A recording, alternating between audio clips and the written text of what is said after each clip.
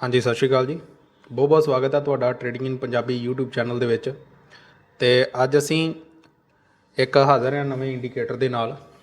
ये इंडीकेटर जिहड़ा आ moving average उत्ते बेस्ड आ, बट आपां थोड़ा जिहा इहदे तो एक स्टैप अगे चलांगे, थोड़ा एडवांस वर्जन लैके चलांगे, थोड़ा इहदे विच AI दा एक इंडीकेटर ऐड करके तो थोड़ी जी आपां मोर एक्यूरेसी वाली जिहड़ी हैगी आ वो एक स्ट्रैटजी जिहड़ी आ तैयार करांगे। तो ये इदा है कि अपने को एक इंडीकेटर है जोड़ा मूविंग एवरेज का EMA, ठीक है ना, EMA बेस्ड है। तो EMA अपन सारे पता कि एक मूविंग एवरेज जी हैगी आ वो सानू एक एवरेज प्राइस जोड़ा ना शेयर का दिंदा रहिंदे आ। हुण इहदे विच आपां ये करना है कि आ जोड़ा एक इंडीकेटर आ इहदा नाम है वा CMEMA ट्रेंड बार्स, ठीक है ना, CMEMA ट्रेंड बार्स करके इहदा नाम आ। तो ये आपां स्ट्रैटेजी की है, स्ट्रैटेजी पुरानी EMA वांगू होंदी है, EMA वांगू कि अज तो शेयर आ इस तरह करके मूव करता करता तो उन्होंने जाता वा, ठीक है ना।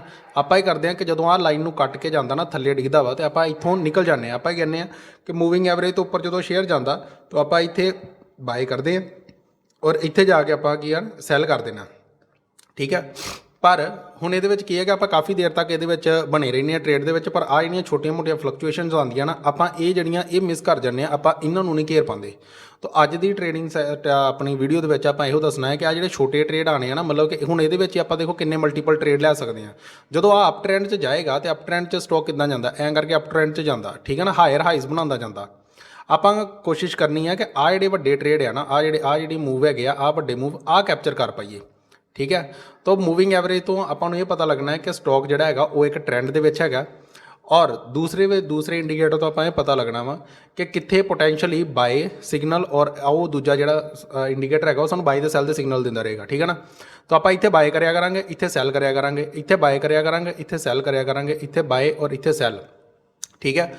हुण ये कन्फ्यूज़ ना हो, क्योंकि जो शेयर अप ट्रेंड के है तो तुसीं आ वाला जोड़ा ना बना लियो, मतलब सैल करके बाय कर लो। आ बहुत ज़्यादा छोटे ट्रेड मिलने हैं, नाले फॉल्स ट्रेड होने, क्योंकि ट्रेंड अपवर्ड आ, आप शॉर्ट के ट्रेड नहीं लभने। अप ट्रेंड के असीं सिर्फ बाय के ट्रेड लभने आ, और डाउन ट्रेड के असीं सिर्फ सैल के ट्रेड जोड़े वो लभने आ, ठीक है ना। तो जो मूविंग एवरेज के उपर चीज़ चलन दी है, शेयर मूविंग एवरेज तो उपर चलन दिया, असीं बाय वाले सिग्नल वाल ज़्यादा ध्यान देना तां जो सानू वड्डी वड्डी जिहड़ी आ मूवमेंट जिहड़ी आ वो मिले, ठीक है ना। इदां ही इहदे उलट अगर मैं सैल के ट्रेड लैने तो ये की होएगा कि मूविंग एवरेज जी उपर होएगी और जो शेयर आ वो मूविंग एवरेज के थले इदा करके ट्रेड करेगा, ठीक है ना, ऐ करके थले वाले पासे ट्रेड करेगा और आ लोअर लोज बनाता जाएगा, ठीक है ना। हुण इत्थे सिग्नल किदां दे मिलने कि जो भी मूविंग एवरेज तो थले शेयर जाता है तो आपां नूं इत्थे सैल मिलता, और जो इत्थे आंदा इत्थे आपां नूं बाय दा सिग्नल मिलता, ठीक है ना। फिर इत्थे आपां नूं सैल दा सिग्नल मिलेगा, इत्थे आपां नूं बाय दा सिग्नल मिलेगा, इत्थे सैल दा और इत्थे बाय दा। हुण ये भी जो आप थले डिगन डे हैं तो लोअर लोज बनन डे, आप वाली वड्डी वाली मूवमेंट जी है ना ये कैप्चर करनी है, वड्डी वाली मूवमेंट जी ये कैप्चर करनी है। तो जोड़ा इतने आपू सैल तो बाय का सिग्नल मिलता, अं इनू यदा जोड़ा बनाना ना कि बाय तो सैल ये वाले का सिग्नल का आप जोड़ा नहीं बनाना, ठीक है। तो मूविंग एवरेज आप की करना, मूविंग एवरेज सूँ यो दसन डी है कि ट्रेंड जोड़ा है वो वीक है, मतलब डाउनवर्ड ट्रेंड है, और ये पहले सैल और फिर बाय यदा जोड़ा बनाना आप जो आप जी मूवमेंट है ना इनू कैप्चर कर पाइए। आ छोटी मूवमेंट जी है इनू कैप्चर आप नहीं करना, फिर आ दूजे सैल तो फिर आप बाय तक जाना। तो मूविंग एवरेज का थले शेयर रहेगा तो आप सिर्फ सैल वाले जोड़े आ ट्रेड उन्होंने कैप्चर करा, ठीक है। और दूसरा जो इंडीकेटर है वो है जिन्हें बाय सैल के सिग्नल सूँ देने वो है यूटी बोट अलर्ट, ठीक है ना। यूटी बोट अलर्ट जोड़ा है ये सानू बाय तो सैल के सिग्नल जोड़ा ना वो दिंदा रहेगा, ठीक है। तो चलो आओ चलते हैं हुण ये किदां वर्क करता, ठीक है। तो आ जिहड़ा साडा शेयर है, ठीक है ना, आ स्टॉक प्राइस साडा चलन दिया बैंक निफ्टी का, ठीक है, इनू मैं बड़ा कर देना। तो बैंक निफ्टी का जिहड़ा साडा स्टॉक प्राइस चलन दिया हुण इत्थे दोने इंडीकेटर लाने। तो पहला इंडीकेटर है जी साडा CM, ये तो तुसीं CM लिखोगे तो CM दे विच आ निकल के आएगा CM EMA ट्रेंड बार, आ किहदा वा क्रिस मूडी का। तो आ जिहड़ा CM है ना, इस तो पहले आ CM जिहड़ा है ये क्रिस मूडी आ, क्रिस मूडी जिन्हां ने आ इंडीकेटर जिहड़ा बनाया वा, ठीक है। और दूसरा ये किदां दा है हुण आ देखो, हुण इहदे विच की आ कि इहदे विच सानू एक EMA मिलती है, EMA इहदी सैटिंग दे विच जाइए तो सैटिंग देखिए की हैगी इहदी। तो सैटिंग दे विच जिहड़ा EMA का पीरीयड है ना ये कितना है 34 का पीरीयड है, बाय डिफॉल्ट सैटिंग जी 34 है, तुसीं अपने हिसाब दे नाल इहनूं चेंज भी कर सकते हो। हुण इहदे विच वेखो की होण दिया कि जो मैं इहनूं जूम इन करदा तो जो ये मार्केट अप ट्रेंड दे विच हैगी आ तो आ जिहड़ी लाइन है ना मूविंग एवरेज की ये हो जाती है हरी, और जो शेयर प्राइस है ये भी हो जाता हरा, ठीक है। और जो मार्केट जी हैगी वो आ जाती है वीक, मतलब मूविंग एवरेज तो थले आ जाती है, तो सारिया कैंडल्स भी जड़ियाँ वो हो जांदियां लाल, ठीक है ना। हुण आ जो उपरले पासे नूं जाण डिया या डाउनवर्ड जाण डिया, तो आपां बेसिकली की चलदी है साडा कि इत्थों आपां सैल कर दईए और इत्थे जी आण के आपां बाय करते हैं, ठीक है ना। तो आ सारा का सारा ट्रेंड जिहड़ा साडा कैप्चर हो जाता, पर आपां चाहते हैं कि इत्थे सैल करके इत्थे ही बाय कर लीए, फिर इत्थे सैल करके आपां फिर इत्थे बाय कर लीए और इत्थों बाय करके फिर आपां इत्थे सैल कर दईए, है ना। तो आ जिहड़े आ भी आ उदां एक ट्रेड लैना ही आपां, हुण इहदे विच किन्ने लैणे आ, एक दो ट्रेड जिहड़े आ साडे वो बेसिकली बन जांदे पए आ। तो आ जिहड़े ट्रेड है ना ये आपां किद्दां लैणे, हुण इहदे विच आपां लगा दिंदे आ दूसरा इंडीकेटर साडा वो हैगा यूटी बोर्ड, ठीक है। तो यूटी बोर्ड, अच्छा पहले आप सैटिंग की गल करनी, एक होर ये सैटिंग आप चेंज कर लीए भी आ जी सैटिंग है, जे तुहानूं चाहिए कि कैंडल के कलर उदां दे रहन जिद्दां दे हैगे आ, तो तुसीं आ बार कलर नूं अनटिक कर सकते हो। तो आ बार कलर जिहड़े हैगे आ उदां दे उदां ही मिल जाणगे जिद्दां कैंडल्स आम हुंदियां, हरी लाल उदां करके, ठीक है। अगर ई एम दे कलर तुहानूं वो चेंज नहीं करने हैगे या हटाने आ, तुसीं वो भी इत्थों चेंज कर सकते हो। जीरो का मतलब है कि ग्रीन कलर और लाल का मतलब है मतलब वन कलर वन का मतलब है लाल रंग का, तो तुसीं जिहड़ा मर्जी दे सकते हो और इनू एक लाइन 'च भी कर सकते हो। मान लो कि इनू तुसीं काला कर दोगे या लाल कर दोगे तो ये उदा ही बिहेव करना शुरू कर देगी, ठीक है ना। मतलब आ जी लाइन हैगी उस रंग की हो जाएगी। अच्छा दूसरा जिहड़ा हैगा ही वो हैगा यूटी बोट, ठीक है ना, यूटी बोट अलर्ट। तो यूटी बोट अलर्ट आप लगावे, ये कहता वा क्वांट नोमैड करके बंदा उन्हों का, तो ये यूटी बोट लगावे, ये की करेगा, ये सानू सिर्फ बाय सैल के जोड़े आ सिग्नल जनरेट करके दिंदा रहेगा, ठीक है ना। हुण आ देखो जिस तरह हम मूविंग एवरेज तो उपर आ, ठीक है ना, तो आप चलना आप पुरानी तरीके दे नाल ही आ कि जिहड़ा अपना सिग्नल हुंदा कि मूविंग एवरेज की कहती है कि जो भी मूविंग एवरेज तो उपर शेयर जाता, इत्थों आप शुरू करते हैं कि जो मूविंग एवरेज तो उपर शुरू करता आप बाय कर लें और सैल कित्थे जाके करते हैं, जो आ इनू कटता मतलब कि इतले पासे। तो इन बिटवीन भी ये वेख्या जाए तो आ एक ट्रेड साडा इत्थे बन जाता और आ दूजा ट्रेड जिहड़ा साडा इत्थे बन जाता, ठीक है ना। और आ जिहड़े साइडवेज जो मार्केट रह जाती है उदों आपां इहदे विच ट्रेड नहीं करना, ठीक है ना। इत्थे भी प्राइस एक्शन एक्चुअली वर्क करन दिया कि आ जिहड़ा वा आ एम पैटर्न आ, ठीक है ना।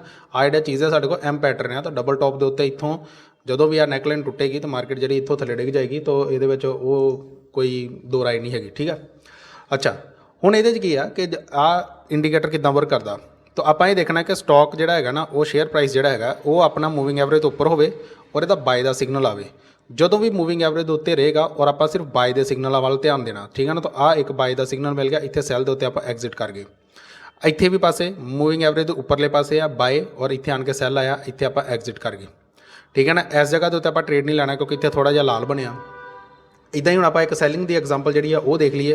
तो सैलिंग की एग्जाम्पल के इधर आओ, आ सैलिंग की एग्जाम्पल हैगी आ, इत्थे आपां की देखण दे कि आ लाल हो गई है, ठीक है ना। इत्थों लाल हो गया, इत्थे सैल का सिग्नल आ गया और मार्केट जी थले इत्थे बाय हो गया अपना।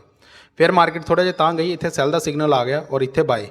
हुण आ की है मार्केट जी हैगी वो डाउन ट्रेंड 'च आ, तो आपां सैल के सिग्नल जिहड़े आ ना उन्हां वल ज़्यादा ध्यान देना, ठीक है ना। आ जिद्दां हुण आ सैल आ इहदे वल ध्यान देना, आ सैल आ इहदे वल ध्यान देना, आ सैल आ इहदे वल ध्यान देना। तो मार्केट जी ऐ करके उपर जाती पई है, इत्थे आ बाय हो गया एक ट्रेड हो गया, फिर इत्थे आके दूजा ट्रेड हो गया, फिर इत्थे आन के आ तीसरा ट्रेड हो गया, ठीक है ना। और इत्थे आन के आ चौथा ट्रेड भी हो गया साडा।